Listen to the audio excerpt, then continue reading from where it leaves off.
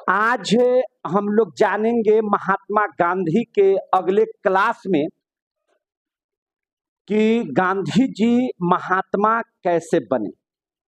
इसके पूर्व की कहानी हम आपको सुना दिए हैं और उसका वीडियो भी आपके YouTube पर डाल दिया गया है। आज हम लोग बात करेंगे कि महात्मा गांधी ये कैसे बने, यानी कि हम बात कर रहे हैं चंपारण आंदोलन की, चंपारण सत्याग्रह की। चंपारण सत्याग्रह क्यों हम लोग इनको कहेंगे, इसके बारे में जानने की प्रयास कीजिए। चंपारण सत्याग्रह क्या नाम रखेंगे? चंपारण सत्याग्रह। ध्यान से समझिए, दिखाई दे रहा है? चंपारण सत्याग्रह गांधी जी के बारे में हम देखेंगे। गांधी दर्शन करेंगे। देखिए ध्यान से, चंपारण जो है बिहार से ही गांधी जो है, गांधी नहीं रहते बल्कि वे महात्मा बनते हैं। और कैसे, ये पूरी सच्चाई जानिए। कुछ बातों को आप जानने का प्रयास कीजिए। देखिए स्थिति क्या है, बिहार की स्थिति उस समय क्या है। आप जानते हैं कि यहाँ पे तिरहुत प्रमंडल में पश्चिमी चंपारण और पूर्वी चंपारण दो जगह है, वहां पे है कि नहीं। ऐसे तिरहुत में आपको मिल जाएंगे, पश्चिमी चंपारण है, पूर्वी चंपारण है, सीतामढ़ी है, वैशाली जिला है ना। साथ ही वहां पर मुजफ्फरपुर है और शिवहर जिला है कि नहीं, उस प्रमंडल में। लेकिन हम बात कर रहे हैं कहाँ की? चंपारण की, जिसको हम लोग बेतिया और मोतिहारी भी कहते हैं। पश्चिमी चंपारण को बेतिया और पूर्वी चंपारण को हम लोग क्या बोलते हैं? मोतिहारी भी कहते हैं। तो इसलिए अगर बेतिया मोतिहारी कोई कहे तो आप समझ लीजिएगा कि बेतिया माने पश्चिमी चंपारण और पूर्वी चंपारण को हम लोग क्या बोलेंगे? मोतिहारी। पश्चिमी चंपारण और पूर्वी चंपारण। वहां पे स्थिति क्या है कि अंग्रेजों के द्वारा किसानों के लिए एक नियम आया हुआ है, और वह नियम है 3 कठिया पद्धति। कौन सा नियम आया हुआ है? 3 कठिया पद्धति। 3 कठिया पद्धति क्या है? तो हमारे यहाँ बिहार में है ना, हमारे यहाँ बिहार में 1 बीघा में 20 कट्ठा जमीन होता है। कितना जमीन होता है? 20 कट्ठा। और उस 20 कट्ठे में 3 कट्ठा जो जमीन है वह अनिवार्य कर दिया गया था उस समय अंग्रेजों के द्वारा कि आप इस 3 कट्ठे में नील की खेती करेंगे, नील की खेती करेंगे। और ये करना बहुत जरूरी था। ये ऐसा नियम निकलवाया था किसने? अंग्रेजों ने। और क्यों निकलवाया था, इस बात को समझिए। उस समय जर्मनी में नील बनाने के लिए रासायनिक यंत्र का इस्तेमाल करके जर्मनी जो है नील बना रहा था। और नील जो है हमारे कपड़ों में डाल करके है ना, उजाला लाने के लिए उसका इस्तेमाल सारे लोग करते थे। लेकिन जहां जर्मन रासायनिक विधि के द्वारा वहां पर है ना नील को उत्पन्न कर रहा था, वहीं पे अंग्रेज नील की खेती करा रहे थे। और दोनों में क्या था? कंपटीशन की भावना हो गई कि हमारे यहाँ ज्यादा नील कि आपके यहाँ ज्यादा नील। ये जर्मनी और इंग्लैंड में ऐसा हुआ। अब स्थिति क्या हुआ कि पूरे भारत के हर जगह तो अब अंग्रेजों का शासन है, हर जगह अंग्रेजों का शासन है। और जर्मनी से कंपटीशन में अपने आप को बनाए रखने या उससे ऊपर निकलने की क्रिया में वहां यह नियम को बहुत जोरदार तरीके से रखा गया कि जिन लोगों का जमीन जितना हो है ना, उसमें जो है से आपके 3 कठिया पद्धति में आपको उतना खेती पर, जैसे अगर आपके पास 1 बीघा है तो 3 कट्ठा में नील की खेती आपको करवाना है। आपके पास 10 कट्ठा है तो 1.5 कट्ठा में नील की खेती होगी। आपके पास 2 बीघे जमीन है, 6 कट्ठा में नील का खेती होगा।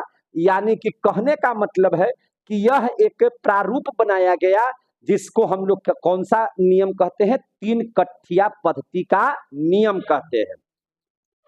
हालांकि चंपारण के किसान को कोई प्रॉब्लम नहीं था कि नील की खेती हमको करना है, करेंगे, लेकिन जितना नील की खेती करने में पैसे का खर्च होता था, उतना पैसा इन लोगों को मुआवजा मिल नहीं पाता था वहां के किसानों को।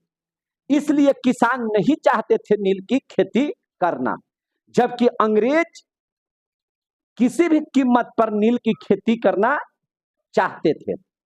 अब इस स्थिति में सीधा बढ़ जाइए सबको, इस स्थिति में है ना, वहां के किसानों के द्वारा अंग्रेजों के खिलाफ में हल्के फुल्के आंदोलन होते रहते थे, लेकिन अंग्रेज उनको दमन करते रहते थे। अंग्रेज उन पर जो है भारी पड़ते थे, उनके आंदोलनों को कुचल दिया जाता था। अब यहां तक कि अगर आप बात समझ में आ गई होगी तो हम अब आगे की कहानी में अब आपको बताते हैं कि एक तरफ चंपारण में ये स्थिति है, दूसरी तरफ भारत में दक्षिण अफ्रीका से लौट करके आए हैं, है ना, वहां पर गांधी जी। और गांधी जी करीब करीब भारत के हर लोगों में अपनी एक पहचान बना चुके हैं कि किस तरह से दक्षिण अफ्रीका में, है ना, इन्होंने अंग्रेजों का मुकाबला किया और किस तरह से वहां पर अहिंसा की लड़ाई को बढ़ावा देकर के हर चीज को जीतने का प्रयास किया। और लखनऊ में, याद रखिएगा, कब, कहां, लखनऊ में 1916 ईस्वी में, उस समय एक पार्टी थी INC, Indian national Congress party, वही उसी का अधिवेशन हो रहा था लखनऊ में, अधिवेशन जिसमें हर बड़े बड़े नेता जुट रहे थे और वहां गांधी जी को भी आना था, वहां गांधी जी को भी आना था उस अधिवेशन में। अब जो चंपारण के एक अनपढ़ किसान, उसे इस बात का पता था कि अगर हम अपनी समस्या को उस अधिवेशन में रखेंगे और गांधी जी से मुलाकात करेंगे तो शायद वो हमारी मदद करे और इस कड़े कानून से हमें राहत की प्राप्ति हो जाए। और जिस किसान, जो अनपढ़ किसान है चंपारण का, जिसका नाम बड़े अदब के साथ आज लेना पड़ेगा, उनका नाम था राजकुमार शुक्ल। क्या नाम था? राजकुमार शुक्ल। इन्होंने फैसला ले लिया कि इस कड़े नियम के निजात पाने के लिए हमें अपनी बात को उस अधिवेशन में रखना होगा, हमें किसी भी स्थिति में गांधी जी से मुलाकात करना होगा। इन लोग, माने ये जो है व्यक्ति, एक मामूली किसान, अनपढ़ किसान, एक व्यक्ति को ले लेते हैं जिनका नाम है, संत है वो राउत। कौन? संत राउत। ये दोनों व्यक्ति धुन के भी पक्के हैं, चल दिए लखनऊ अधिवेशन में। होगा होगा निजात, कोशिश करने में क्या जाता है। वहां पर बढ़िया बढ़िया भारत के जाने माने लीडर्स कहिए या क्रांतिकारी कहिए या सामाजिक कार्यकर्ता कहिए, उस 1916 में जो लखनऊ में आयोजित अधिवेशन में पहुंच चुके थे और बिहार की धरती से ये दोनों किसान, क्या नाम था उनका, जोर से बोलिए आप लोग, राज शुक्ल और संत राउत, दोनों चल दिए, ये भी अधिवेशन में पहुंच गए। इनको अपनी बात रखनी थी। भैया ये बात किसके पास रखे, कौन हमारी मदद करेगा, लोगों का विचार आया कि ब्रिटेन से पढ़ करके गांधी आए हैं, आप यह बात उनको कहिए, शायद वो आपकी मदद करें। दक्षिण अफ्रीका की घटनाओं से गांधी जी अब अपरिचित नहीं थे। हर एक भारतीयों में अपना परिचय बना चुके थे कि कोई है, एक हीरो भारत का, गुजरात का रहने वाला, पोरबंदर का रहने वाला एक हीरो है जो अंग्रेजों के दांत खट्टे कर रहे हैं। तो क्यों ना उन्हीं से आप लोग मिलते हैं। और ये दोनों व्यक्ति जो हैं गांधी जी से उस अधिवेशन में मुलाकात कर लेते हैं। समझिए कहानी को, गांधी जी से मुलाकात कर लेते हैं। गांधी जी टालते हुए उनकी बात सुने, भैया नेता है, हर लोग अपनी समस्या कहता है, और नेता या जो सामाजिक कार्य करता है भीड़ की वजह से कहता है कि ठीक है मौका मिलेगा तो हम आएंगे। और शायद इसी अंदाज में गांधी जी ने कहा कि ठीक है अभी तो अधिवेशन में है और इस तरह की है बात, तो आएंगे, देखेंगे जिस समय हम वहां पे आने वाले होंगे तो हम आपको खबर देंगे, तो आप उस समय हमको बुला लीजिएगा। यानी कि टालते हुए, हल्की सी हामी भरी आने की, और टालने की स्थिति में वो हामी थी। इस बात को गांधी जी ने खुद लिखा है, याद रखिएगा। लेकिन राजकुमार शुक्ल मानने वाले कहां थे। उस अधिवेशन के बाद लोग अपने अपने जगह पर चले गए। कुछ दिन के बाद फिर से राजकुमार शुक्ल जो है गांधी जी से मिलने के लिए, सोचिए ना, चंपारण से गुजरात चल गए। कहां चले गए? गुजरात। गुजरात चले गए, वही साबरमती आश्रम से में मिलने के लिए उनसे, और कहा कि आपने लखनऊ अधिवेशन में मुझे भरोसा दिलाया था कि आप बुलाइएगा तो आएंगे, उसी क्रम में हम आपसे मिलने के लिए आए हैं, चलिए ना बिहार में, चलिए ना मेरे बिहार में। बोले कि देखो, फिर टालने का प्रयास किया गांधी जी ने।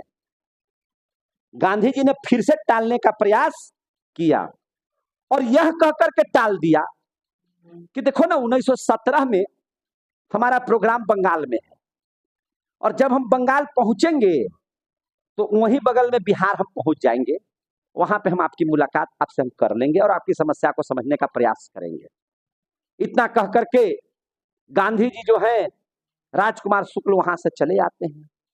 राजकुमार शुक्ल फिर चैन से बैठने वाला व्यक्ति नहीं है, अनपढ़ है लेकिन जिद का पक्का है। वो किसी भी स्थिति में गांधी को हमें मैंने बिहार की धरती पर लाना चाह रहा है और इस कड़े कानून का विरोध कराना चाह रहा है। जो डेट था बंगाल में गांधी जी को पहुंचने का, उस डेट से एक दिन पहले ही राजकुमार शुक्ल बंगाल की धरती पर पहुंचा हुआ है। गांधी जी को कल आना है, वो आज से पहुंचा हुआ है। अब गांधी जी आए कल, तब तक माला लेकर के खड़ा है कि आइए हम आपको माला पहनाएंगे। गांधी जी कहा कि अहिजो तू आ गया है। तो राजकुमार शुक्ल ने कहा कि जब तक आप चलिएगा नहीं बिहार में, तब तक हम आपको पीछा छोड़ने वाले नहीं है। गांधी जी अपनी किताब में इस बात को लिखे कि इतना धुन का, इतना जिद्दी आदमी हम अपने जीवन में नहीं देखे हैं। चलो अब बिहार चलेंगे, है कि नहीं? अब बिहार चलेंगे। मामला सबको समझ में आ गया? अब हम बिहार चलेंगे, यह हामी भर दिया। और एक वह समय आ चुका है और पहली बार गांधी जी बिहार में प्रवेश कर रहे हैं। पहली बार गांधी इस बिहार की सरजमी पर अपना पांव 10 अप्रैल 1917 को पटना जंक्शन पर गांधी जी पहुंच चुके हैं। गांधी जी पटना पहुंच चुके हैं। कितना तारीख को? 10 अप्रैल 1917 को, याद रखिएगा, 10 अप्रैल 1917 गांधी जी कहां पहुंच चुके हैं? पटना। गांधी जी कहां पहुंच चुके हैं? पटना। राजकुमार शुक्ल जी उनका स्वागत करने के लिए एकदम माला उला लेकर के तैयार हैं कि हमारा डिमांड था कि गांधी जी आएंगे, हमको इस नियम से निजात दिलवाएंगे, और इनकी इच्छा धीरे धीरे अब पूर्ण हो रही है। वे तुरंत राजकुमार शुक्ल जो है गांधी जी को राजेंद्र बाबू से मिलने के लिए उनके आवास पर जाते हैं उनको लेकर के। लेकिन संजोग ऐसा है कि पटना में राजेंद्र बाबू नहीं है, पटना में राजेंद्र बाबू नहीं है। तो प्लान बनता है कि चला जाए मुजफ्फरपुर। कहां चला जाए? मुजफ्फरपुर। और मुजफ्फरपुर में ऐसा होता है कि एक व्यक्ति है जो प्रोफेसर है, यानी कि शिक्षक है, और वह गांधी जी का चेला है। गांधी जी का क्या है? वो चेला है। उस चेले का नाम, जो शिक्षक है, प्रोफेसर है, उसका नाम है जेबी कृपलानी। क्या नाम है उसका? जेबी कृपलानी। यह भी अपनी गुरु भक्ति में, गांधी जी की गुरु भक्ति में अपने अन्य शिष्यों के साथ इनका मान आदर करने के लिए, है ना, बैंड बाजा के साथ साथ फूल माला के साथ साथ स्वागत में जेबी कृपलानी मुजफ्फरपुर। कहां पे? मुजफ्फरपुर में। मुजफ्फरपुर में ये पूरे अपने शिष्यों के साथ गांधी जी का अभिवादन करने के लिए खड़ा है। पूरी भक्ति के साथ गांधी जी को अपना गुरु मानने वाले जेबी कृपलानी, जो एक अपने खुद के प्रोफेसर हैं, वो तैयार है अपने शिष्यों के साथ, और बहुत बढ़िया से स्वागत होता है। लेकिन जैसे ही पटना में राजेंद्र बाबू आते हैं और उनको ये पता चलता है कि गांधी जी आए हुए थे हमारे आवास पर और हम उनसे नहीं मिल पाए, यह बात सुनकर के पता लगाए कि गांधी जी अभी है कहाँ, तो गांधी जी मुजफ्फरपुर में हैं। वो वहां से तुरंत गांधी जी से मिलने के लिए राजेंद्र बाबू कहाँ पहुंच गए? मुजफ्फरपुर। और पहली बार राजेंद्र बाबू और गांधी जी की मुलाकात कहाँ होती है? मुजफ्फरपुर में होती है। समझ में आ गई बात? धीरे धीरे, मजा आ रहा है सबको? धीरे धीरे जो है वहां पर जमावड़ा कैसे लग रहा है से सुनिए। अब अनुग्रह नारायण सिंह को यह बात पता है कि अरे गांधी जी बिहार में आए हैं। गांधी जी से मिलने के लिए अनुग्रह बाबू भी पहुंच गए। कहां? मुजफ्फरपुर में। अब तो राजकुमार शुक्ल एकदम मने मन पूरा गदगद न है कि हम तो बुलाए थे गांधी जी को, और यहाँ बिहार के सब जाने माने, है न, प्रतिष्ठित सामाजिक कर्ता नेता एकदम जुट रहे हैं। अहले दिहले है कौन? राजकुमार शुक्ल, है न। कहाँ राजेंद्र बाबू हैं, गांधी जी हैं, अनुग्रह बाबू हैं, सब के सब एकदम आ चुके हैं। और होता क्या है कि राजकुमार शुक्ल कहते हैं कि भैया अब मुजफ्फरपुर चलना है। तो गांधी जी कोई साधारण तो थे नहीं, वो तो हीरो ऑफ इंडिया थे। ये तो विरोध करने जा रहे थे, तिलकठिया पत्ती की समस्या को जान चुके थे, राजकुमार शुक्ल की हर एक बात को समझ चुके थे। तो कहा राजकुमार शुक्ल ने कि आप लोग आइए, तब तक हम क्या करते हैं कि हम चंपारण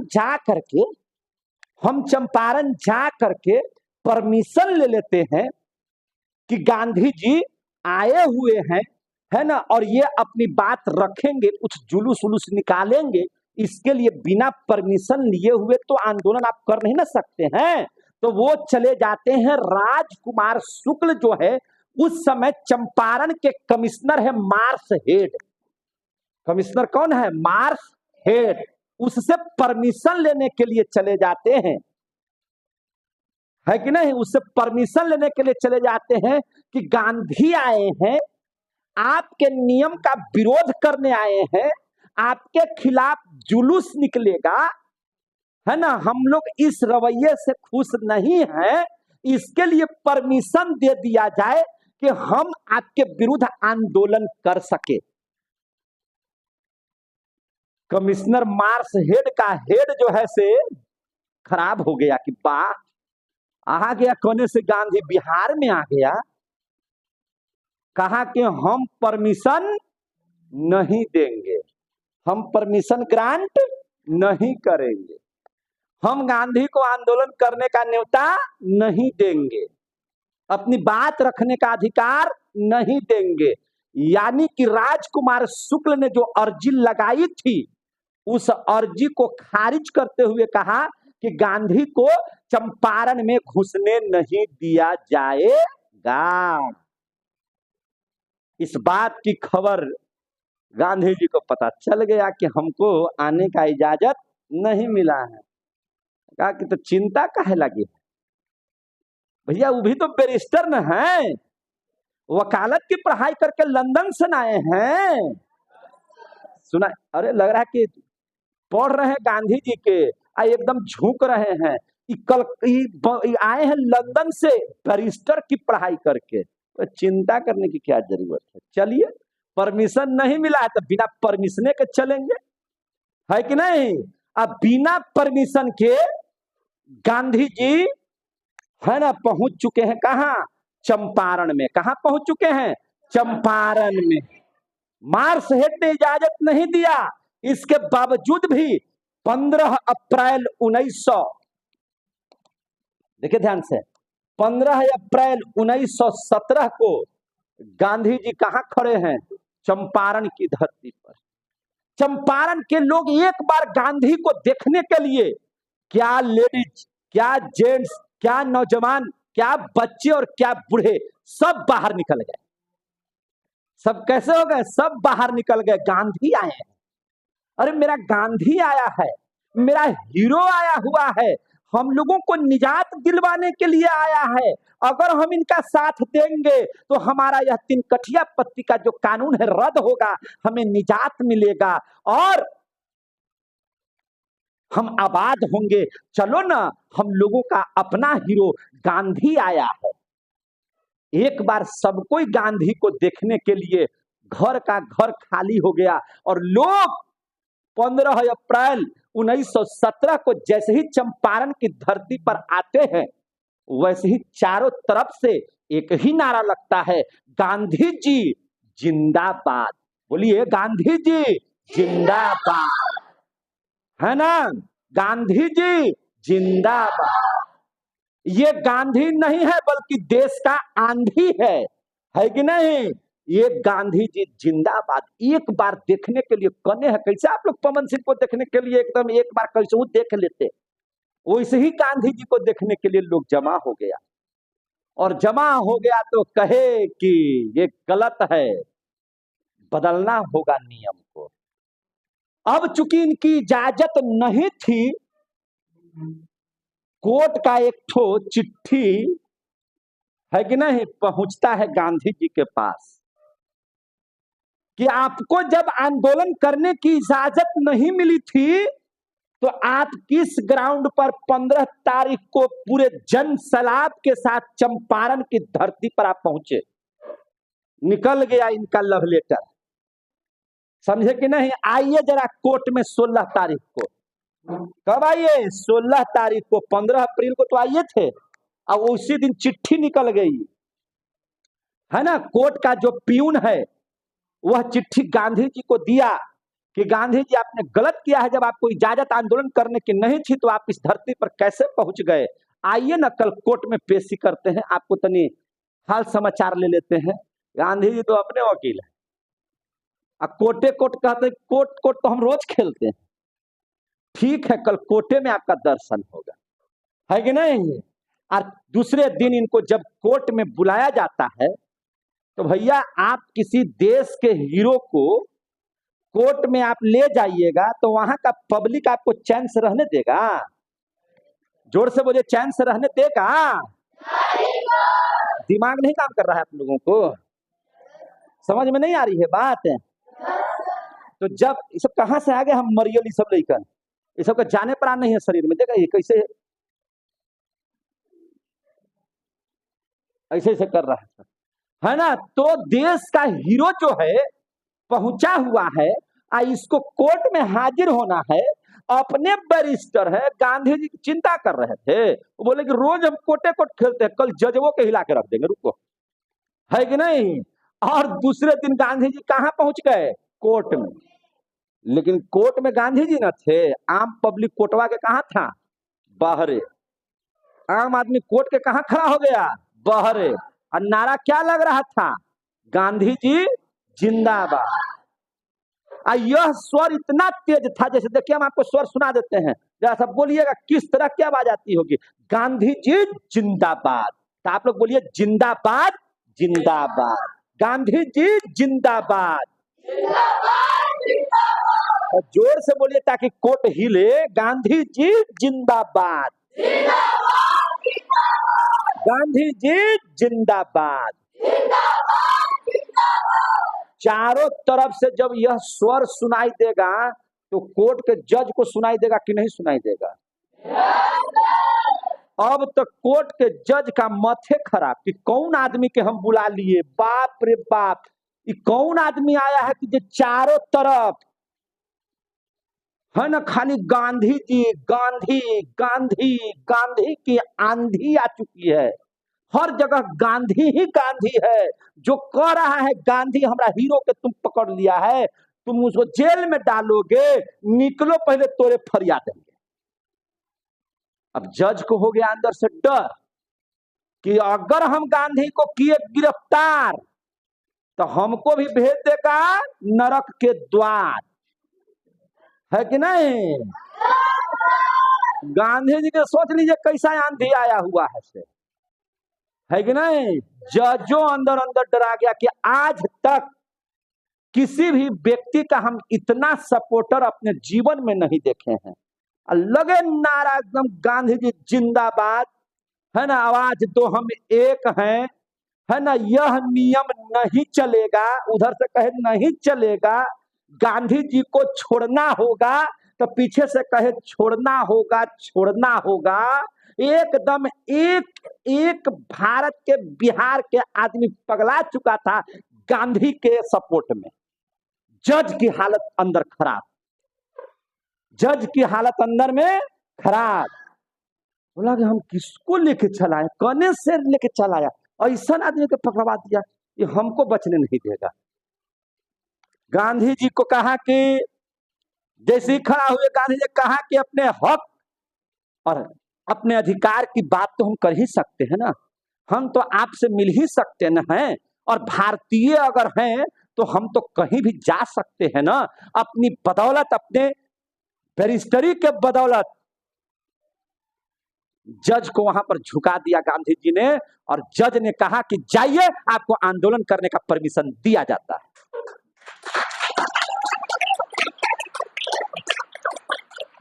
समझ आ रही है बात? आपको परमिशन दिया जाता है, जाइए आंदोलन के। अब बोलिए ना क्या कष्ट है, हम ही सब हर लेते हैं, क्या यहाँ पे इसे हल्ला हुल्ला कीजिएगा, है कि नहीं भैया? बताइए ना, हम सब कर लेते हैं। जब गांधी जी जब अपनी बात कहा कि यहाँ पे किसानों के साथ अन्याय हो रहा है, और आप जब नील की खेती करवा रहे हैं तो उचित, कम से कम जो मांग है, उचित जो पैसा है उसको तो देना पड़ेगा ना। एक तो नील की खेती करवा रहे हैं, इससे आपका खेत इन लोगों का खराब हो रहा है। और ठीक है, आप जब खेती करवा रहे हैं तो किसान तो मेरे खेती करने के लिए तैयार हैं, लेकिन उचित मुआवजा तो मिलना चाहिए कि नहीं मिलना चाहिए? उचित मुआवजा मिलना चाहिए कि नहीं मिलना चाहिए? जज ने कहा कि ऐसा बात है, मुझे जानकारी नहीं है। उन्होंने एक जांच कमेटी बना दिया। क्या बना दिया? जांच कमेटी। जांचो तो ये बात में सच्चाई है कि नहीं। और उसी समय जांच कमेटी बना, और जांच कमेटी में जो है ना गवर्नर एवॉर्ड, है ना, गवर्नर एवॉर्ड के मैंने गवर्नर एवॉर्ड जांच समिति जो वहां पर बनाया गया, कमेटी जो बनाया गया, जिसका अध्यक्ष जो थे FG सलाई को बनाया गया। किसको बनाया गया? FG सलाई को। और कहा गया कि गांधी जी आप भी इसमें रहिए और जरा सही सही हमको रिपोर्ट दीजिए कि सही में हमारे अंग्रेज ऑफिसरों ने तिनकठिया पद्धति का नियम को ताक पर रखा है और कर दिया है, आप भी रहिए।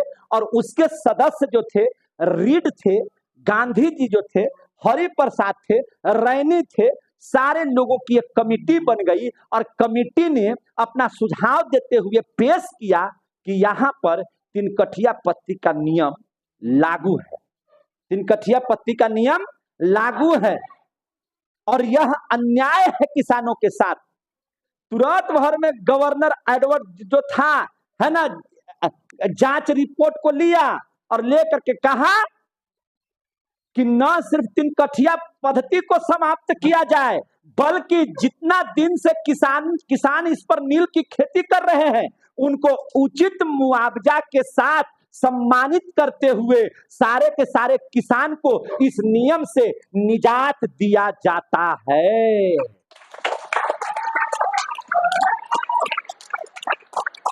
और गांधी जी पहली बार भारत में चंपारण के आंदोलन के एकमात्र हीरो बनकर के 3 कठिया पद्धति के नियम को समाप्त करते हैं और किसानों के सबसे बड़े नेता बन जाते हैं, है कि नहीं?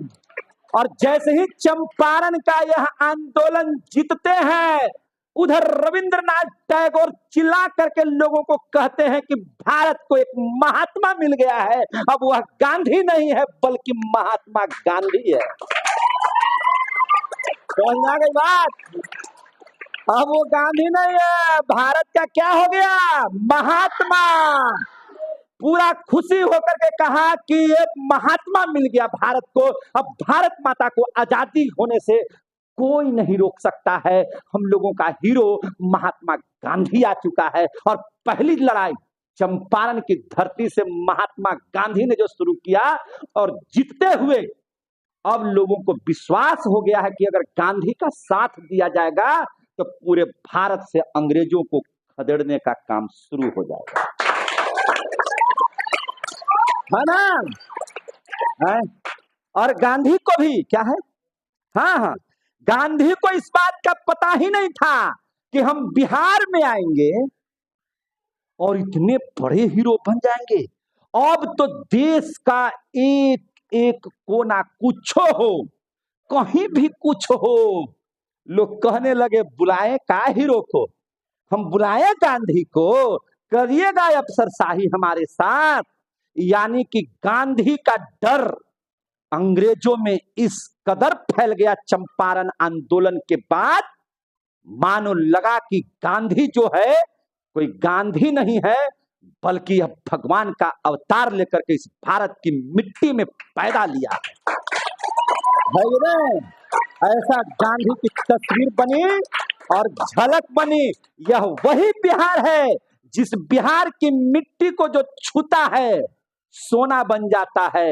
10 अप्रैल को महात्मा गांधी 10 अप्रैल को, है ना, 1917 में अपना कदम बिहार की भूमि पर रखते हैं और बिहार की भूमि पर जैसे ही रखते हैं 15 से लेकर के 16 और 17 तारीख को यह पूरे देश का हीरो बन जाते हैं और इनको महात्मा की उपाधि मिल जाती है ना? यह बिहार की धरती है ना?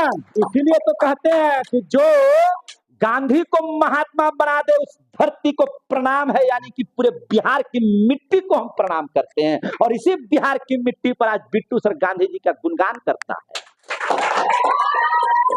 समझ में आ रही है बात? तो इस तरह से गांधी जी चंपारण के आंदोलन में आते हैं। तो आपको पता होना चाहिए कि यह आंदोलन किसका आंदोलन था? किसानों का। यह आंदोलन किसका था? किसानों का। यानी कि भारत में गांधी जी का पहला आंदोलन किसके लिए हुआ? तो किसानों के लिए हुआ। किसके लिए हुआ? किसानों के।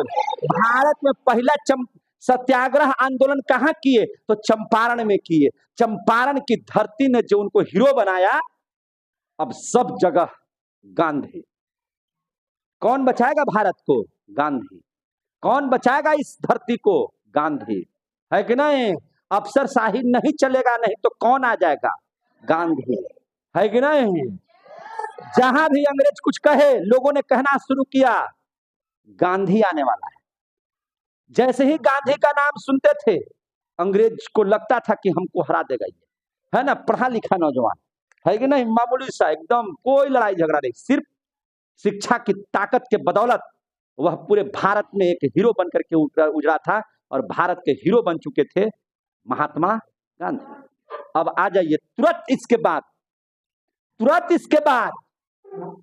जहां कुछ हवे लोग कहे कि गांधी जी जरा चलिए हमारे साथ, गांधी जी जरा चलिए हमारे साथ, गांधी जी जरा इधर देख लीजिए। और उसी समय अहमदाबाद में, कहां पे, अहमदाबाद में मजदूरों के साथ हो रहा था अन्याय। मजदूरों के साथ क्या हो रहा था, अन्याय। क्या अन्याय हो रहा था जरा इसको भी समझ लिया जाए। तो वहां पर भी अन्याय हो रहा था। और अब हम लोग इनका 3 आंदोलन जल्दी जल्दी जल्दी जल्दी पढ़ लेंगे। पहला तो चंपारण हो गया, दूसरा हम लोग देख लेंगे अहमदाबाद सत्याग्रह। अहमदाबाद सत्याग्रह, अहमदाबाद सत्याग्रह क्या है जरा देख लेते हैं जरा सा ध्यान से। देखिए जैसे अभी हाल में आपके यहाँ कोरोना आया था ना, आप लोग समझ नहीं पा रहे हैं, हाल में कोरोना आया था ना, उसी तरह से अहमदाबाद में एक बीमारी फैली थी। उस बीमारी का नाम था प्लेग।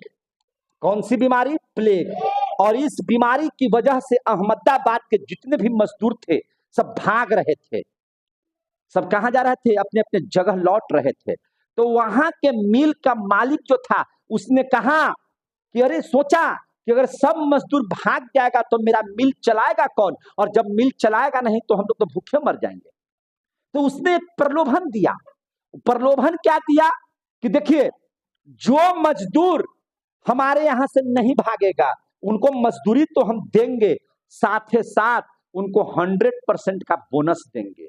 माने जितना माने मजदूरी आप करते हैं उतना पैसा मजदूरी का तो मिलबे करेगा, उतना ही पैसा अब एक्स्ट्रा देंगे हम।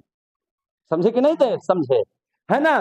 तो इस लोभ से, बोलबे नहीं करता है, इस लोभ से बहुत सारे मजदूर ऐसे थे जो अपने घर वापस नहीं गए। उन लोगों ने सोचा कि अगर हम घर चले जाएंगे तो वहां भूखे मर जाएंगे, तो काहे नहीं इसका लाभ उठा लेते हैं और प्लेग है तो थोड़ा बचाव करते हुए अपनी मजदूरी करते हैं। और बहुत सारे मजदूर वहां पर रुक गए और अधिकांशतः मजदूर अपने घर वापस चले गए। और जो रुके उनको यह लोभ में रुके थे कि अगर हम रुक जाएंगे तो हमको जो है से 100% बोनस मिलेगा। समझे कि नहीं। लेकिन हाँ, रिटर्निंग दीजिएगा, बोलिएगा तब हम पढ़ा पाएंगे।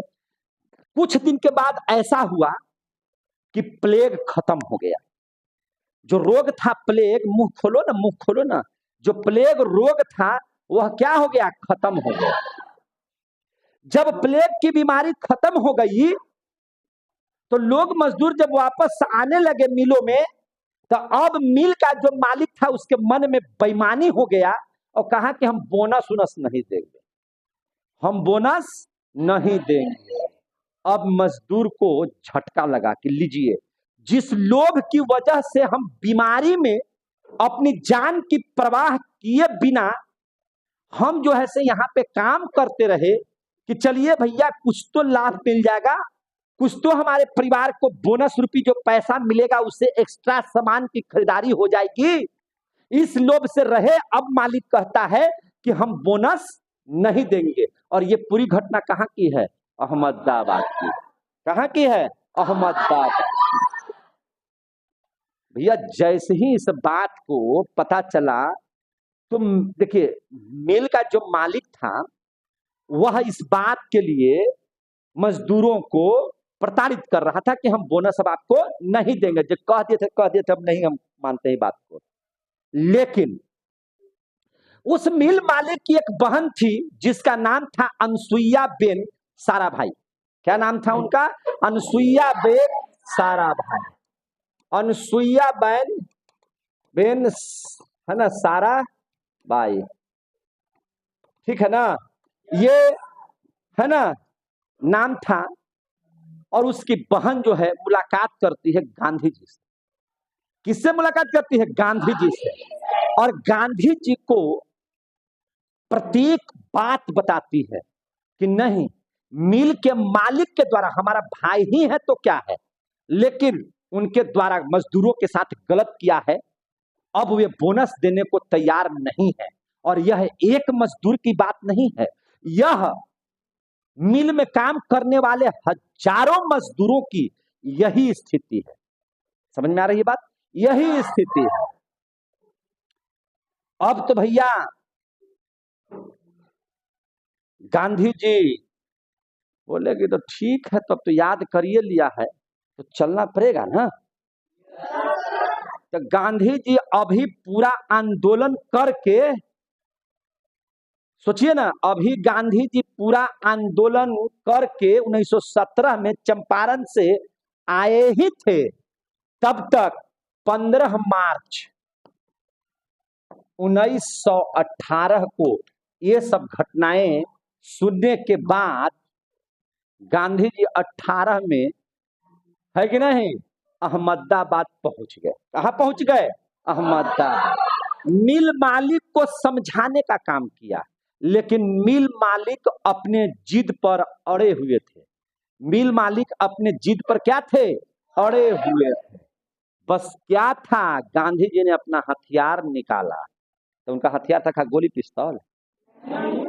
उनका हथियार था कोई गोली पिस्तौल?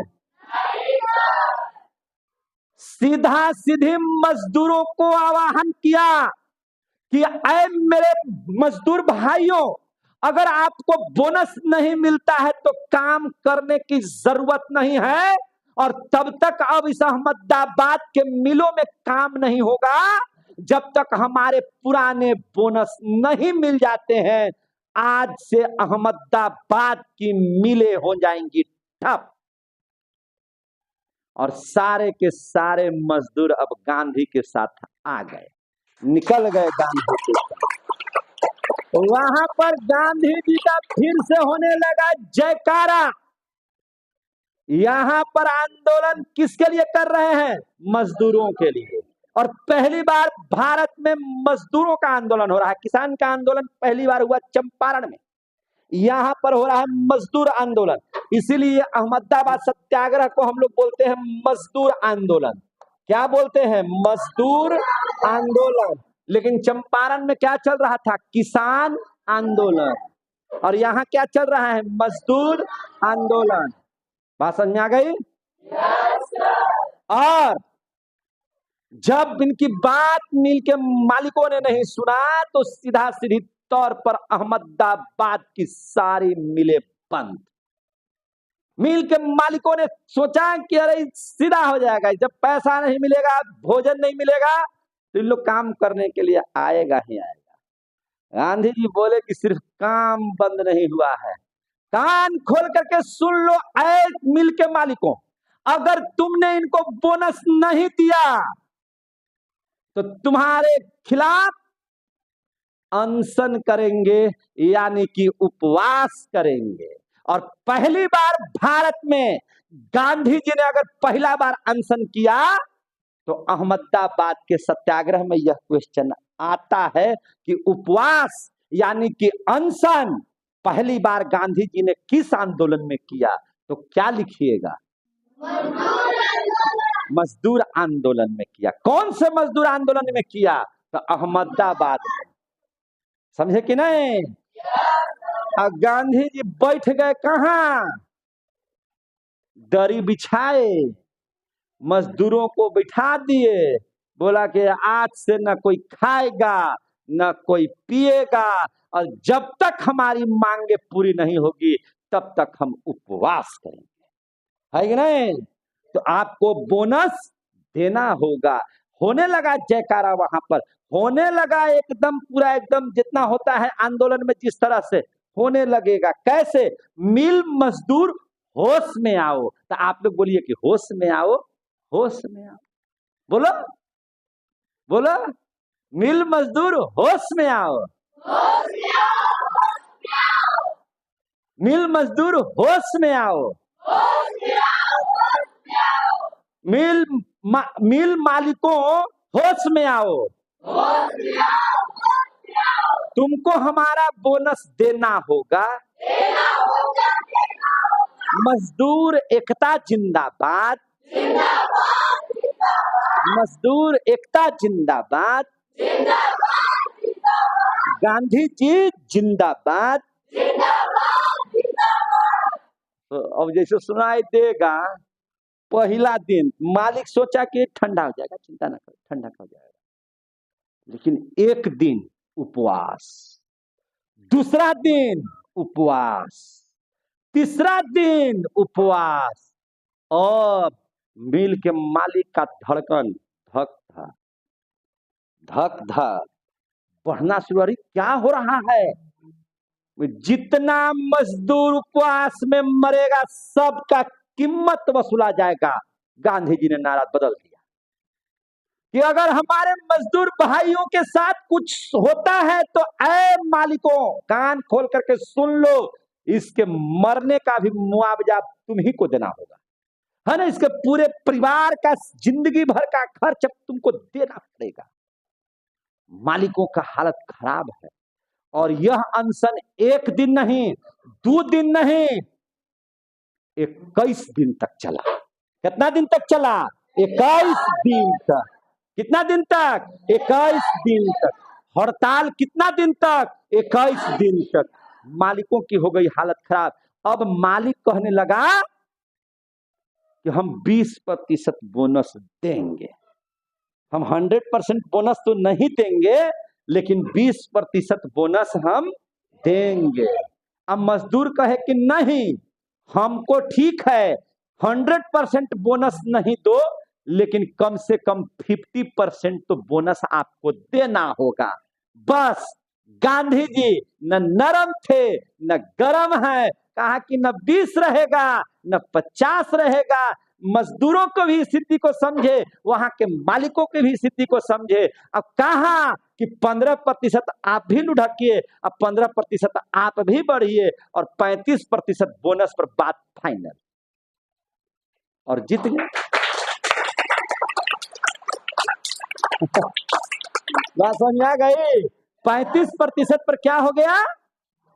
बात फाइनल हो गया और 35% का बोनस मिला मजदूरों को। ये महात्मा गांधी की देन थी। और उधर मिल मालिकों को भी राहत मिला कि जहां 100% बोनस देने की बात थी, अब 35% मिला। तो चलिए दोनों देने के बातों को समझाते हुए गांधी जी ने पहली बार मजदूर आंदोलन करके मजदूरों को न्याय दिलाया और वहां भी सत्याग्रह पर अपना कब्जा हासिल किया, यानी कि उस लड़ाई को जीत गए। तब तक गुजरात में एक जगह है खेड़ा। गुजरात में एक जगह क्या है? खेड़ा। ये वहां हो गया अखेड़ा, है ना। खेड़ा में हो गया अखेड़ा। अब देखिए खेड़ा आंदोलन। अब कौन सा आंदोलन देखिएगा? खेड़ा आंदोलन। लगातार 3 आंदोलन इन्होंने किया है। चंपारण आंदोलन, अहमदाबाद आंदोलन और खेड़ा आंदोलन। पहला आंदोलन किसान के लिए, दूसरा आंदोलन मजदूर के लिए, फिर यह आंदोलन होगा किसान के लिए।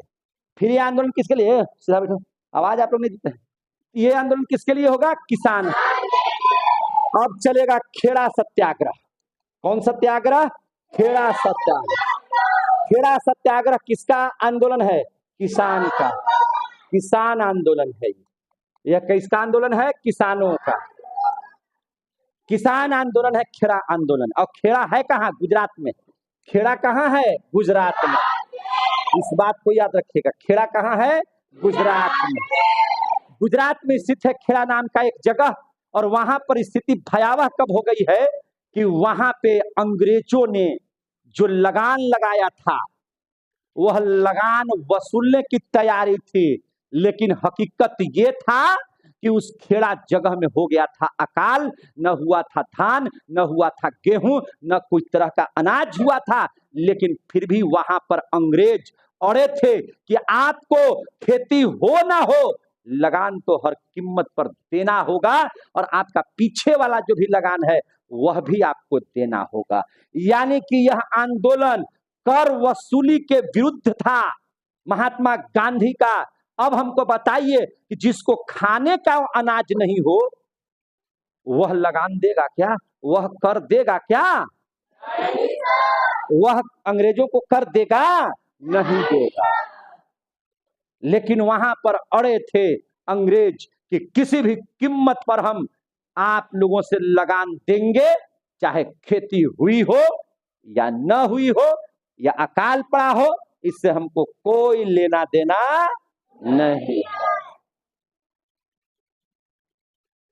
लोगों ने कहा, खेड़ा के लोगों ने, कि जब गांधी जी बिहार को बचा सकते हैं, जब गांधी अहमदाबाद को बचा सकते हैं, तो क्या गांधी हम लोगों के लिए नहीं आएंगे? खेड़ा के मजदूरों की एकताओं ने कहा गांधी को बुला लो। किसको बुलाओ? गांधी। जहां देखिए वहीं गांधी है, सिर्फ गांधी। पूरे भारत में क्या चल रहा है? गांधी। और कहता है कि नोट पर फोटो कैसे है? तो नोट पर फोटो लगाने के लिए गांधी बनना न पड़ेगा। नोट पर फोटो ऐसे ही लगेगा जो हर व्यक्ति के लिए न्याय की बात करता हो, जो समाज की बात करता हो, ऐसे ही फोटो लगेगा। अभी बहुत कारण है, इतना कारण है भारत में कि गांधी की अगर सही से जानकारी प्राप्त कर लिया जाए तो गांधी का विरोध कर ही नहीं सकते। गांधी